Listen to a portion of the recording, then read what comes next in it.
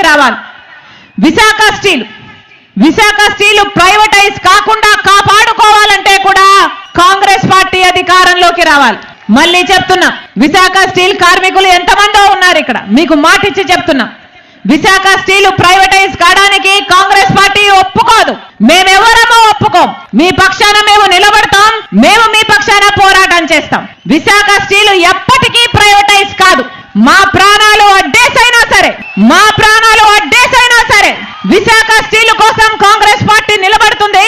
Visakha steel ను కాపాడుకునే ప్రతి ప్రయత్నము మీరు ఎప్పుడు పిలిస్తే అప్పుడు, ఎప్పుడు కేకేస్తే అప్పుడు కాంగ్రెస్ పార్టీ ప్రత్యక్షమైతుంది. మీకోసం పోరాటం చేస్తామని కాంగ్రెస్ పార్టీ తరఫున మీ రాజశేఖర రెడ్డి బిడ్డ ఈ రోజు మీకు మాటిస్తుంది. నేను రాజశేఖర రెడ్డి బిడ్డను. పులి కడుపున పులే పుడుతుంది. నా గుండెలో నిజాయితీ ఉంది.